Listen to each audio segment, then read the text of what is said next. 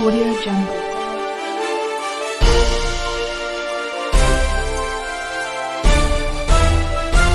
Audio Jungle.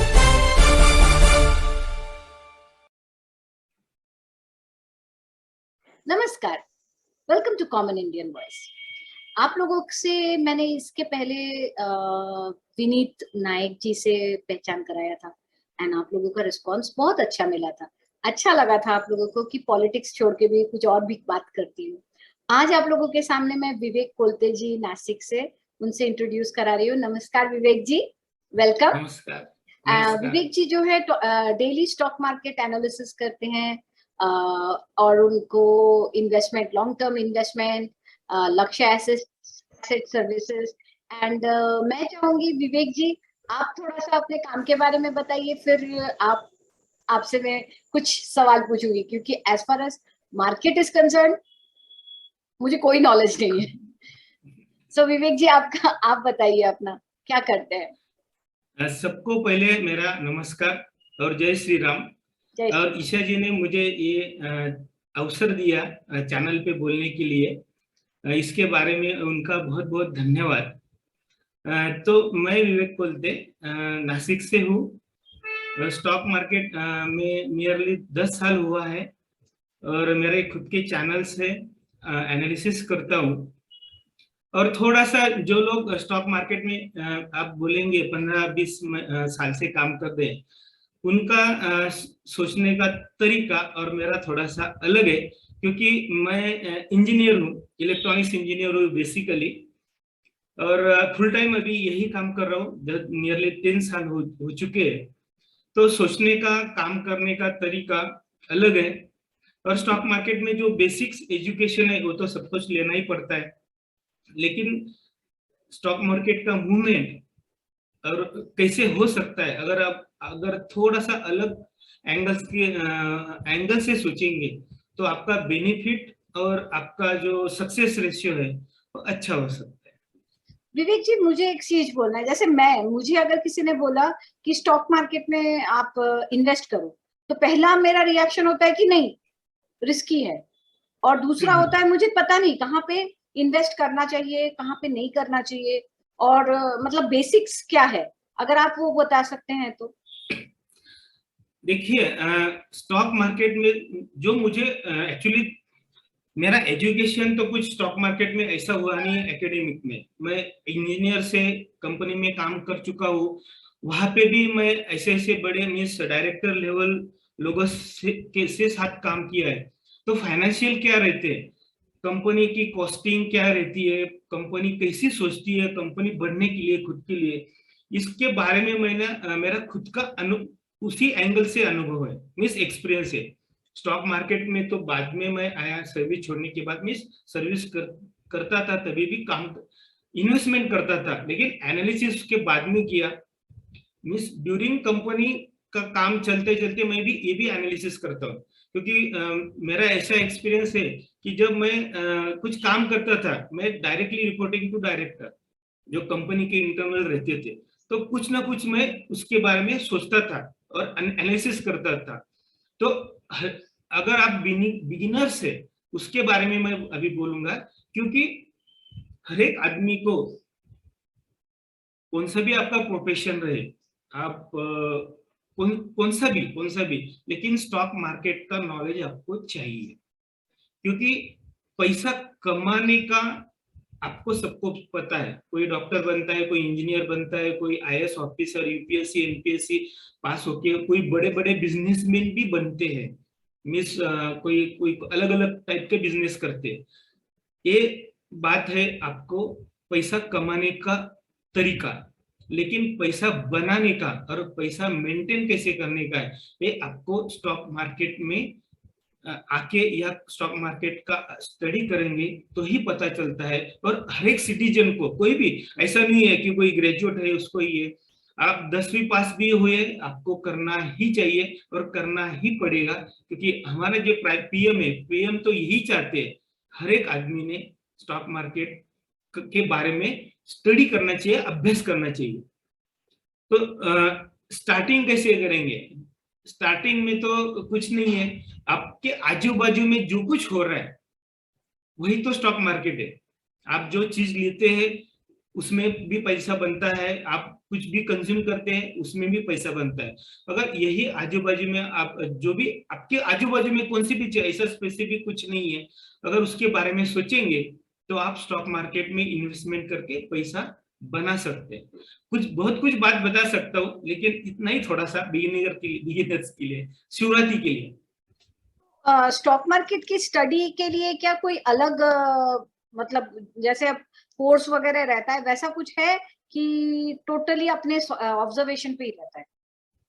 नहीं, stock जैसे देखिए इंजीनियर डॉक्टर बनता है तो उसको एजुकेशन लेना पड़ता है। हम 10वीं तक आते हैं, 10th या 12th तक, तो 1-2 यार इंग्लिश पढ़ते हैं, मराठी लैंग्वेज भी, जो भी हिंदी लैंग्वेज जो भी रहेगा वो हम पढ़ते हैं, और तभी हमको कुछ 10th के बाद कहाँ पे एडमिशन मिलती है और हम कुछ कर सकते हैं। वैसे ही स्टॉक मार्केट का कुछ एक अलग लैंग्वेज है। जिसको इंग्लिश आती है वो भी समझता है, जिसको इंग्लिश नहीं आती है वो भी समझता है। 10th का लड़का भी उतना ही पैसा कमा सकता है जो सीए बोलते हैं हम ना, जो सीए है वो चार्टर्ड अकाउंट है या स्टॉक मार्केट में सीएफए बनते हैं, वो जितना कमाता है उसका उतना ही 10th का लड़का भी कर सकता है। लेकिन एजुकेशन हर एक को कंपलसरी है। उसके लिए नेशनल स्टॉक एक्सचेंज का जो वेबसाइट है वहां पे कुछ मॉड्यूल्स है, वहां पे भी आप एग्जाम देके मीन्स एग्जाम देंगे तो आप स्टडी करेंगे तो आपके जो बेसिक लैंग्वेज है स्टॉक मार्केट की वो आपको पता चलेगी और आप उसमें से स्टार्ट कर सकते हैं। एक बात हो गई। या आप बीएससी है, बॉम्बे स्टॉक एक्सचेंज, आपको अभी इसके बारे में, national stock exchange, Bombay stock exchange, Bombay stock exchange में कोर्स है। जैसे हम ग्रेजुएट होते हैं 12th के बाद, कोई इंजीनियर में जाता है, कोई डॉक्टर के जाता है, कोई बीके बीए बीकॉम कुछ भी होता है, वैसे बीएससी का भी एक सेपरेट कोर्स है। वहां पे आप एडमिशन मीन 3 साल का कोर्स है, वहां पे आप ज्वाइन होके, फी सर्टनली ज्यादा है, वैसे तो आप हर एक एजुकेशन की फी बहुत है, वहां पे आप रेगुलर कोर्स करके आपको ग्रेजुएशन मिलता है स्टॉक मार्केट की डिग्री का। प्राइवेट प्लेयर तो बहुत है, प्राइवेट एजुकेशन भी बहुत है, आप किसी के भी साथ ज्वाइन होके इसका एजुकेशन ले सकते हैं, लेकिन स्टडी तो करना जरूरी है। ओके, सो ये तो आपने बेसिक्स दे दिया है। किसी को अगर ज्यादा जानकारी लेना है तो आपने इन्फॉर्म कर दिया है कहाँ पे जा सकते हैं जो इंटरेस्टेड है। मैं जानना चाहती हूँ कि ये जो हमारा जो वॉर चल रहा है एंड करंट मार्केट सिचुएशन, उसके वजह से क्या हो रहा है? Is the war affecting it, और हमारे मार्केट का कोई इफेक्ट नहीं है? वॉर का कोई इफेक्ट नहीं है हमारे मार्केट पे अभी प्रेजेंट जो रसिया और यूक्रेन का वॉर चल रहा है, ये तो होने ही वाला था, नई बात नहीं है। इसका इफेक्ट पहले बोलेंगे तो ये वॉर की शुरुआत तो 2-3 साल पहले ही हो चुकी है। एग्जाम्पल दूंगा, मेरा थोड़ा सा अलग स्टडी है। तो जब ट्रम्प को डोनाल्ड ट्रम्प हारे थे, उनको हराया गया था, अगर अच्छी तरह से स्टडी करेंगे तो उनको हराया गया था कुछ ना कुछ, तभी एक इंडिकेशन मिला था कुछ ना कुछ आगे कुछ ना कुछ होने वाला है। तो इसका ये एग्जाम्पल है कि अभी वॉर चल रहा है। वॉर का तो इंडिकेशन वो था कुछ ना कुछ होने वाला है। साइड इफेक्ट्स दिखेंगे, साइड इफेक्ट तो हर एक के ऊपर आने वाले। देखो पेट्रोल डीजल की प्राइसेस 100 रुपीज के ऊपर चल रहे हैं। मेरा चैनल है लक्ष्य एसेट सर्विस, टेलीग्राम चैनल है, वहां पे मैं 3 या 4 महीने से डाल रहा हूँ कि हर एक को आदत डालनी पड़ेगी कि 100 के नीचे अभी ये प्राइसेस नहीं आएगी। तभी तो जब शुरुआत थी 80-90 के ऊपर जैसे मूव कर रहा था, तभी एनालिसिस करेंगे तो पता चलता है, ग्लोबल एनालिसिस, ग्लोबल लीडर क्या बोलते हैं, उसके हिसाब से मैंने डाला था। वैसे तो आप देख रहे हैं कि 100 के नीचे नहीं जाएगा। अभी क्रूड ऑयल चल रहा है ग्लोबली 110 के ऊपर। देखिए 110 के ऊपर रहेगा तो इकोनॉमिक अनबैलेंस 100% होगा, सबकी प्राइसेस बढ़ेंगे। आप अगर ग्रोसरी लेते हैं, अगर सब्जी मंडी में जाते हैं तो हर एक की प्राइसेस बढ़ी है, वो बढ़ेगी, नीचे आएगी नहीं। जो रॉ मटेरियल कॉस्ट है वो नीचे नहीं आएगी, वो भी बढ़ने वाली है। मींस इफेक्ट तो सबको रहेगा, हर एक की प्राइसेस बढ़ेगी, हमको आदत डालनी पड़ेगी। अब आगे कैसे हमको जीना है कैसे खर्च, जो भी खर्चे रहेंगे आपके, जो एक्सपेंसेस है उसको कैसे कंट्रोल करना है, कहाँ पे आपको आपकी इनकम बढ़ानी है, ऐसे साइड इफेक्ट्स रहेंगे। ये तो नॉर्मल लोगों के ऊपर रहेगी।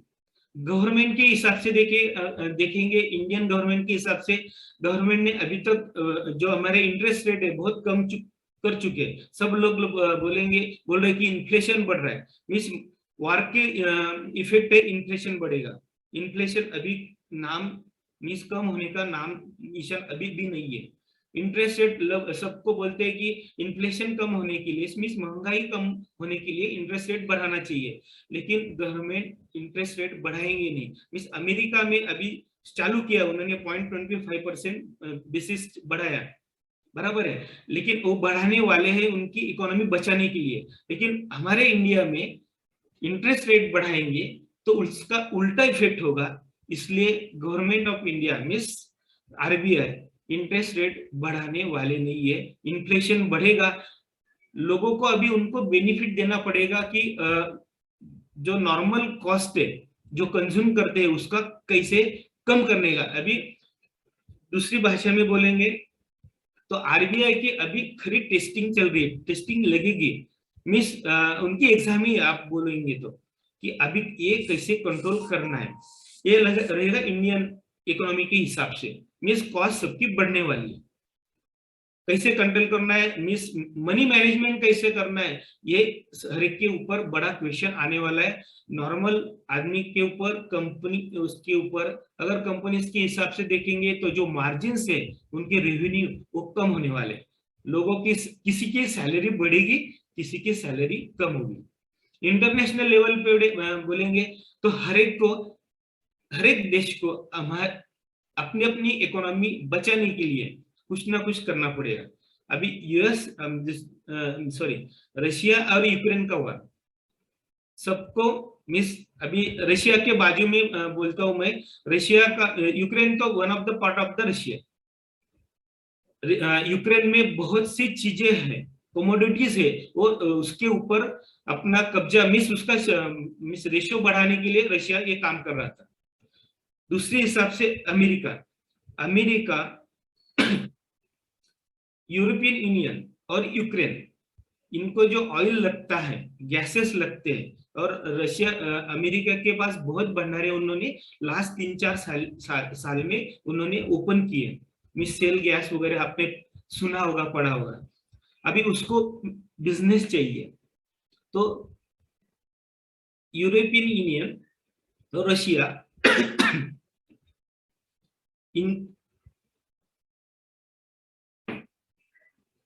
इनका जो मार्केट है वो मार्केट कैप्चर करने का अमेरिका कोशिश कर रहा है।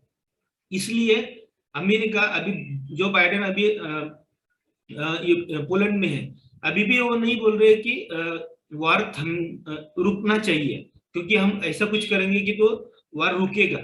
तो ओनली सपोर्ट करे यूक्रेन को, हम आपको सपोर्ट करेंगे, कैसा एम्यूनिशन देंगे, अलग अलग कुछ चीजें देंगे, तो वार चलता रहेगा। और अमेरिका, ये जो इकोनॉमी है, ब्रिटेन भी है उसमें, यूरोपियन यूनियन भी है, उधर का मार्केट कैप्चर करने के लिए अमेरिका कोशिश कर रहा है और रशिया का भी कोशिश कर रहा है। तो इसका जो साइड इफेक्ट्स है, दुनिया 2 हिस्से में बंटने वाली है। रशिया अगर उधर नहीं देगा ऑयल और गैस, तो फिर एशियन कंट्रीज में देगा। इंडिया को हमारा रुपी स्ट्रॉन्ग करने का एक चांस मिल रहा है। ऐसा हो सकता है, जनरली लोग बोलते हैं कि चाइना हमारा एनिमी है, चाइना से हमारा झगड़ा होता है, बराबर है।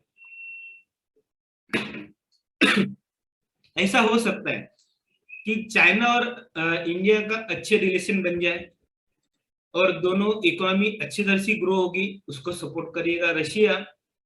और थर्ड कंट्रीज है, एशियन कंट्रीज है, वो भी उसमें आएगी, तो इनको अच्छी तरह से बेनिफिट होगा। ये आगे की पोजीशन होगी, लेकिन इसके बीच में हर एक को कुछ ना कुछ तकलीफ तो 100% होने वाली है। मुझे भी होगी, आपको भी, वो हर एक को होने वाली है। जैसे कोरोना में हुई, ऐसे सबको हो सकती है। लेकिन होगी, बहुत कुछ होने वाला है, ये तो शुरुआत है, ऐसा मुझे लगता है। हाँ, मतलब इन शॉर्ट आप कहना चाहते हो कि इन्फ्लेशन के लिए हम लोगों को तैयार रहना पड़ेगा, चाहे वो मार्केट फाइट जो है उसके लिए, चाहे ये वॉर जो हो रहा है उसके वजह से रिपरकशंस आएगा। मैं एक चीज पूछ रही हूँ, इंडिया ने तेल बहुत सारा खरीदा है, सस्ते दाम में खरीद लिया है रशिया से, राइट? उसके वजह से तेल का कॉस्ट नीचे नहीं आएगा क्या? हाँ, जो खरीदा है, जो आइडिया, हाँ, जो तेल खरीदा है, जो हमारी रिक्वायरमेंट है उससे ओनली 2% ही खरीदा है। जो अभी आने वाला है, अच्छे ऑयल हमारे यहाँ पे पहुंचा नहीं है, मेनली 1 to 2% ही हमने रशिया से खरीदा है, क्योंकि डायरेक्ट पाइपलाइन नहीं है, वो तो शिप से आएगा, उसको तो टाइम लगेगा। हमारा ज्यादा ट्रांजेक्शन मीन्स सऊदी अरेबिया और इराक से होता है, वहां से भी हमको आता है, और ईरान से आता है। तो ऑयल की प्राइस कम होगी, लेकिन उसको टाइम लगेगा। कैसे कम होगी? हम रशिया से ऑयल लेंगे तो उससे कम नहीं होगी। अभी ऑयल का प्राइस बढ़ाई जा रही है पर्पसली। देखो अभी कल ही जो सऊदी अरेबिया के रिजर्वायर है, वहां पे हौदी जो मिलिटेंट है, हौदी बोल के, उन्होंने अटैक किया। कल ही बात हुई, शाम की बात है, कल 5 या 6 बजे की बात है। इमीडिएटली अटैक किया। क्रूड ऑयल जो 100 के आसपास आया था, WTI क्रूड ऑयल सडनली 110 के ऊपर चला गया, मीन $10 बढ़ चुका शाम की, या हार्डली 10 मिनट में बढ़ चुका। तो ऐसी चीजें होगी, क्योंकि कोई बहुत से लोग हैं, मीन्स हम ग्रुप्स बोलेंगे, वो सोचते हैं कि क्रूड ऑयल के ऊपर जाना चाहिए, क्योंकि वो बढ़ेगा तो उनको पैसा मिलेगा। मीन्स बहुत से एनालिस्ट बोल रहे हैं कि 200 के आसपास तो क्रूड ऑयल 100% जाने वाला है, कोई तो उसके ऊपर ही बात कर रहे हैं। तो बहुत सी कंट्रीज है जो क्रूड ऑयल प्रोड्यूस करते हैं, वो चाहते कि क्रूड ऑयल बढ़े। अगर ये वार के हिसाब से बढ़ गए, अगर वार रुक गया तो क्रूड ऑयल नीचे आएगा, तो बहुत सी कंट्रीज वो नहीं चाहेंगे, तो ऐसी चीजें करेंगे तो क्रूड ऑयल बढ़ेगा। तो ये खरीदा हमने, लेकिन इससे इतना जल्दी नीचे नहीं आएगा, इसको टाइम लगेगा। ओके। इंडिया को बेनिफिट कब मिलेगा? जब देखो ईरान जो है, ईरान से और यूएई से हमारा डायरेक्ट रुपीस में ट्रांजेक्शन है, मीन्स हम उनको रुपया देते हैं और हमको ऑयल देते हैं, बराबर है। अभी रशिया से हो जाएगा, अभी मेरे ख्याल से मंडे ही उसका पॉलिसी डिक्लेयर हो जाएगा। और बहुत से इंडिया के जो बैंक्स है वहां पे जो रशिया की कंपनीज है, उनको डायरेक्ट उनके मीन्स अकाउंट खुलने वाले या खुले होंगे, तो वैसे ट्रांजेक्शन होगी रुपया टू रूबल। तो हम डायरेक्ट जो भी कमोडिटी रशिया में बनती है, वो उसको हम रुपया देंगे, वो कमोडिटी हमको देंगे, और वाइस वर्सा होगा। मीन्स यूएस डॉलर्स का जो थर्ड वे है, मीन्स हमको क्या करना पड़ता है, यूएस डॉलर में पैसा कन्वर्ट करना पड़ता है, फिर यूएस डॉलर से रूबल में कन्वर्ट करना पड़ता है। तो बीच में जो ट्रांजेक्शन कॉस्ट है, वो लॉसेस हमारे, ये अभी डायरेक्ट रिलेशन हो जाएंगे। ऐसा हमारा कॉन्ट्रैक्ट यूएई से है और ईरान से ऑलरेडी बन चुके 2 साल में, 2 साल पहले। हमारे पीएम बहुत आगे के सोचने वाले, उनको पता था, इसलिए इन्होंने किया है। लेकिन ईरान का न्यूक्लियर डील विद अमेरिका, जो न्यूक्लियर की डील चल रही है, अभी भी हो चुकी नहीं है। उसकी वजह से उन्होंने हमको जो मिस क्या करते हैं कि इतना पैसा मिस क्वांटिटी, अभी क्वांटिटी पता नहीं मुझे एग्जैक्ट रुपीज में, इतना हम ट्रांजेक्शन ईयरली कर सकते हैं। हम यह 10 या 20% रुपया के माध्यम से ट्रांजेक्शन कर रहे हैं ईरान से। अगर वो हम बढ़ाएंगे तो हमको ईरान से भी सस्ते दाम में ऑयल मिलेगा। तो हमारा जो क्रूड ऑयल की प्राइसेस हमारे इंडिया में बढ़ रही है, वो धीरे धीरे कम हो सकती है। और अगर ये भी चीजें होती है, तो जो एक ईरान से डायरेक्ट पाइपलाइन की हमारी जो प्लानिंग है इंडिया में आने वाली थ्रू, क्या हम बोलते हैं, कहाँ पे बोलते हैं, पाकिस्तान से आती है। अगर पाकिस्तान ने अलाउ कर दिया थ्रू मीन्स कराची रूट से डायरेक्ट गुजरात में आती है, अगर वो अलाउ कर दिया तो और कॉस्ट कम होगी। इंटरनेशनल कुछ भी प्राइस रहेगी क्रूड ऑयल की, लेकिन हमको सस्ते दाम में ऑयल मिलेगा, और सस्ते दाम में मिलेगा तो हर एक की प्राइस कम होगी, मीन्स जो भी कमोडिटी हम यूज कंज्यूम करते हैं वो धीरे धीरे होगी, लेकिन इसके लिए टाइम जाएगा। लेकिन इन बिटवीन जो टाइम है इसको तो हमको फेस तो करना पड़ेगा, इन्फ्लेशन तो बढ़ते ही जाएगा, लेकिन इसको टाइम लगेगा। टाइम हो सकता है, लेकिन ये हम मीन्स इंडिया को एक अपॉर्चुनिटी मिली है। देखो, हर एक देश और हर एक का पीएम यही सोचता है कि उनके सिटीजन अच्छी तरह से कैसे रहे, तो ये टाइम लग सकता है, इतना मैं बोल सकता हूँ, लेकिन होगा। अभी अगर कोई स्टॉक, जैसे मैं बिल्कुल स्टॉक में बिल्कुल भी नहीं हूँ, मुझे बोला जाता है कि आप भी स्टॉक में ये करो, अच्छा है, इट्स गुड, तो आपको मेरे लिए क्या एडवाइस रहेगा? जैसे मेरे जैसे लोग हैं जो श्योर नहीं है, जो डरते हैं, तो अभी मार्केट का सिचुएशन क्या है और क्या एडवाइजेबल है अभी कि भाई हम स्टॉक मार्केट में भागीदार हो जाए? देखो, जनरली क्या होता है, लोग इन्वेस्टमेंट करते हैं एफडी के थ्रू करते हैं, बैंक में एफडी डालते हैं, लेकिन एफडी जो बैंक को भी आपको 5 या 10%, जो भी 7% इंटरेस्ट देना पड़ता है, वो भी पैसा वो स्टॉक मार्केट में डालता है या कहाँ भी डालता है, तभी आपको ये 7% बेनिफिट देता है। वैसी सोच हम रखेंगे, हमारा पैसा कैसा बढ़े, इनडायरेक्ट वे से डायरेक्ट वे से करेंगे, तो एक म्यूचुअल फंड है और एक स्टॉक मार्केट है। स्टॉक म्यूचुअल फंड में हम डालते हैं तो म्यूचुअल फंड वाले के जो फंड हाउसेस है वो भी स्टॉक मार्केट में डालते हैं। अगर हम डायरेक्ट स्टॉक मार्केट में डालेंगे तो आपको सबको पता रहेगा, निफ्टी इंडेक्स को सबको पता है, उसमें 50 स्टॉक रहते हैं, जो प्राइम स्टॉक है 50, उससे बनाया हुआ है निफ्टी इंडेक्स। जो कंपनी वो अच्छी, उनकी बैलेंस शीट है, उनका रेवेन्यू अच्छा है, वो प्रॉफिट अच्छा कमाती है, बहुत सी कंपनी डिविडेंड अच्छी देती है, उनके प्रोमोटर अच्छे हैं, ऑथेंटिक है, भागने वाले नहीं है, वो लोगों के बारे में सोचते हैं, ऐसे 50 कंपनी से इंडेक्स बनाया, उसको हम निफ्टी बोलते हैं, निफ्टी इंडेक्स बोलते हैं।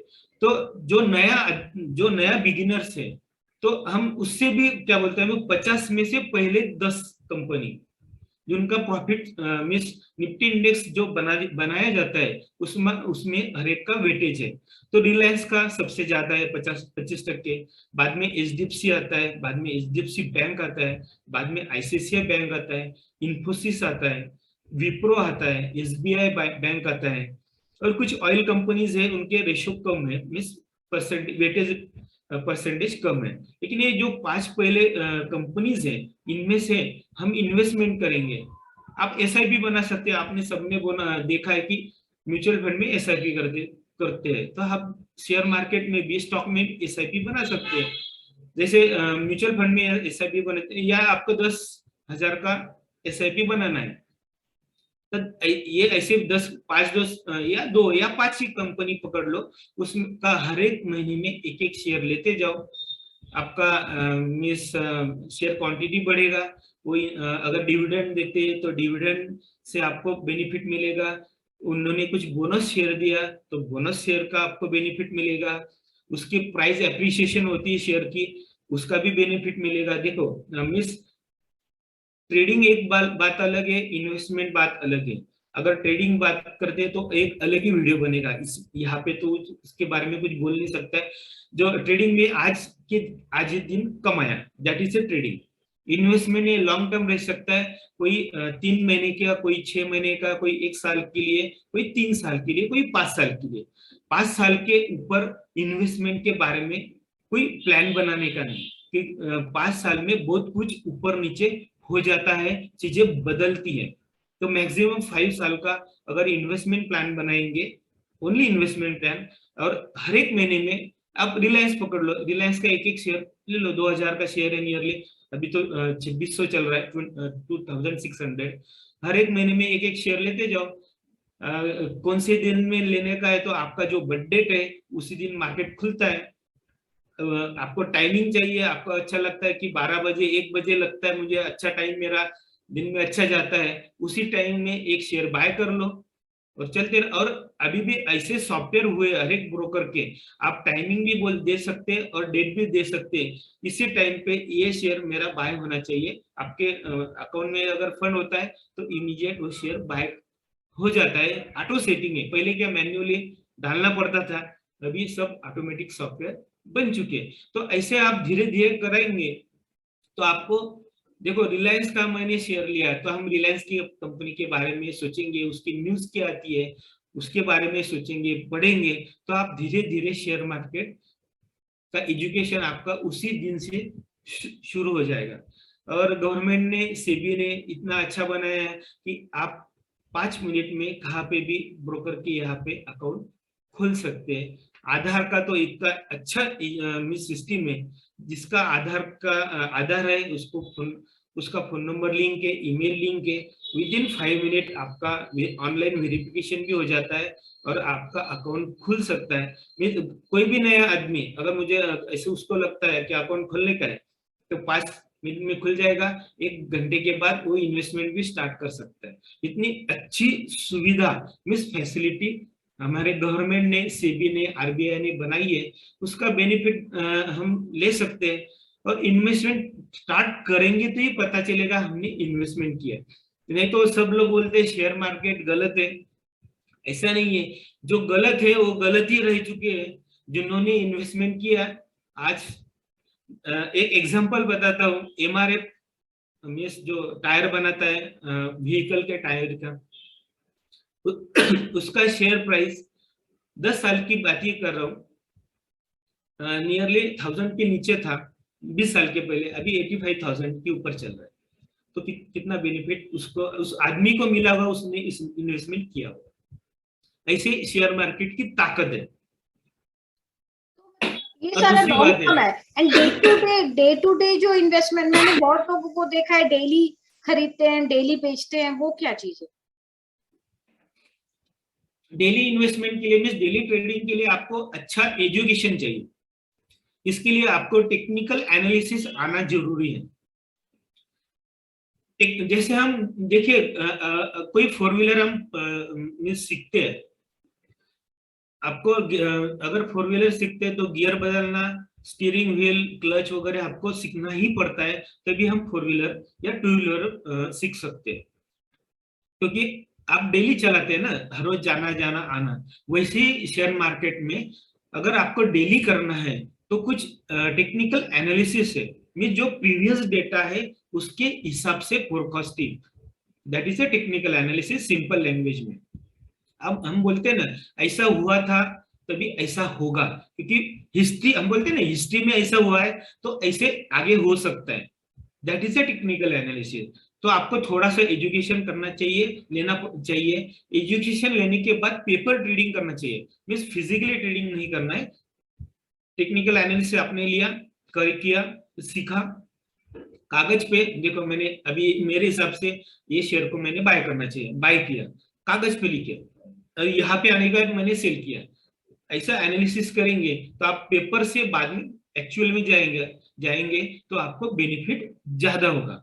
लेकिन डे ट्रेडिंग में ट्रेडिंग 1 और 2 डे के लिए रहता है। आज लिया, मैक्सिमम होल्डिंग कल तक होता है, मैक्सिमम, या दिन के दिन में प्रॉफिट और लॉस जो भी रहेगा उसको आपको लेके जाना पड़ता है, तभी हम डे ट्रेडिंग में प्रॉफिट कमा सकते। एक टेक्निकल एनालिसिस रहेगा। लेकिन दूसरी बात है, टेक्निकल एनालिसिस 90% करेक्ट है, 10% फेल होता है। 10%, जस्ट जैसे एक एग्जांपल, रशिया और यूक्रेन का वार इमीडिएट चालू, किसी को मिस आउट ऑफ सिलेबस था, लोग जिसको पता था उसने तो पोजीशन मिस, जिन्होंने फंड के अरेंजमेंट की थी। ये तो हम जनरल पब्लिक तो कुछ पता नहीं रहता है, बड़े लोगों को तो सब कुछ पता रहता है, जो मिस बड़े इन्वेस्टमेंट करते हैं, बराबर है। तो ऐसा जब आउट ऑफ सिलेबस आता है तब क्या करना चाहिए, और आउट ऑफ सिलेबस आने के बाद क्या हमारा एक्शन होना चाहिए, ये टेक्निकल एनालिसिस में पढ़ाया नहीं जाता है, वो आपको प्रैक्टिस से ही आता है। तो इसलिए पेपर ट्रेडिंग करो 1 या 2 महीने, तभी आप एक्चुअल में जाएंगे तो भी आपको अच्छा पता चलेगा। तो मिस हम ऐसा बोल सकते हैं, सिचुएशन खराब है, हमने बोला ऐसा होगा और ऐसा उल्टा हो रहा है, तभी क्या करना चाहिए। तो इसके लिए थोड़ा सा प्रैक्टिस, और न्यूज क्या आ रही है, ये मैंने रशिया यूक्रेन का बताया। सडनली हमारे एफएम देखो, अभी फाइनेंस मिनिस्टर, आरबीआई और पीएम कभी भी टीवी पे आते हैं और कुछ भी अनाउंसमेंट इमीडिएटली आ जाता है। पॉजिटिव रहेगा और निगेटिव भी रहेगा, उसका इम्पैक्ट तो इमीडिएट स्टॉक मार्केट में आता है। सडनली देखिए, जस्ट क्रूड ऑयल की बात करें, क्रूड ऑयल का अभी डेली 80 पैसा रोज बढ़ रहा है, बीच में 3 महीना पर नहीं बढ़ रहा है, और सडनली उन्होंने बोल दिया कि जो टैक्सेस है 25% हम कम कर देंगे, तो सडनली क्रूड ऑयल का प्राइसेस में जो पेट्रोल डीजल के पैसे प्राइसेस 25 रुपए कम हो जाएगा। तो अगर क्रूड ऑयल कम होगा तो क्रूड ऑयल के ऊपर के जो स्टॉक्स रहते हैं, मीन्स बीपीसीएल, एचपीसीएल या crude oil means petrol diesel consume करने वाले जो भी कंपनीज रहेगा, तो उसके उनके स्टॉक में इमीडिएट इफेक्ट आता है। बढ़ेंगे तो भी इफेक्ट आता है, कम होंगे तो भी इफेक्ट आता है। तो जो न्यूज रहती है, मीन्स डोमेस्टिक न्यूज और ग्लोबल न्यूज, ये भी हमको डेली जो ट्रेड करते हैं उनको पता होनी चाहिए, तभी हम डे ट्रेडिंग कर सकते हैं। इन्वेस्टमेंट करने वाले को कुछ जरूरत नहीं, क्योंकि उन्होंने आज लिया, महीना में बाद में सोचना है क्या करना है, नेक्स्ट महीने में लेने का है, तो उसको जरूरत नहीं। ओनली डे ट्रेडर को ये चीजें मालूम ही होना चाहिए, तभी हम डे ट्रेडिंग में पैसा कमा सकते हैं। नहीं तो 90% लोग, उनको लगता है डे ट्रेडिंग में पैसा कमाते हैं, जो भी बड़े बड़े अलग अलग गलत लोग मार्केटिंग करते हैं। नए जो लोग रहते हैं उनको पता नहीं रहता, वो शुरू में करते हैं 20-25 हजार या 10,000 में भी डे ट्रेडिंग शुरू कर सकते हैं, और उनको 1-2 बार प्रॉफिट मिलता है, 15 दिन या 1 महीने के बाद पूरा नील हो जाता है, और वो बोलता है स्टॉक मार्केट गलत है, वो चोर लोग हैं, वो अच्छा नहीं है, और वो निकल जाता है, वापस आता नहीं है। ये धारणा पहले से ही है, क्योंकि लोगों का एनालिसिस नहीं है। और स्टॉक मार्केट में और एक बात मैं बोलता हूँ, देखिए लोगों ने एफडी में पैसा डाला, बहुत बैंकों में डाला, सोसाइटी में डाला, बहुत लोगों का पैसा डूबा। ये तो 10-15 साल में हुआ है। लोगों जिन्होंने स्टडी किया वो निकल चुके हैं, जिन्होंने स्टडी नहीं किया उनका पैसा डूब गया। वैसे ही हम स्टॉक मार्केट में वैसे ही है, स्टॉक मार्केट में जो स्टडी करता है वही पैसा कमाता है, वो स्टडी नहीं करता है वो लॉस में जाता है। और फिर क्या है, दूसरे को बोलने के लिए तो रहते ही हम बोलते हैं कि उसके वजह से हुआ, उसके वजह से है। लोग खुद की गलती जो रहते हैं वो मानते नहीं है, और उसकी वजह से लॉस होता है। तो स्टडी हर जगह पे है, हर चीज में है, और कंटिन्यूस स्टडी, डे ट्रेडर को डेली स्टडी करना जरूरी है, 100% जरूरत है। थैंक यू सो मच, मतलब आपने बहुत आसानी से किया है। आपका टेलीग्राम का जो आप रन करते हैं स्टॉक मार्केट के, जो आप साइट है टेलीग्राम का, वो प्लीज शेयर कर दीजिए, ताकि मतलब किसी को अगर आपको कांटेक्ट करना पड़ेगा वो कांटेक्ट कर सकते हैं। आपका टेलीग्राम का ग्रुप का नाम क्या है? हाँ, वो लक्ष्य असेट सर्विस है, उसका मैं एक्चुअली इसका लिंक शेयर कर देता हूँ। ओके ओके, चैट पे डालो ना। हाँ नहीं, मैं आपसे ले लूंगी और मैं वो यूट्यूब में मैं ये कर दूंगी। तो मैं friends, I just want to tell you कि सी, मार्केट के बारे में हम लोगों को कुछ आइडिया नहीं है, बेसिक आइडिया को विवेक जी ने दिया है हमको।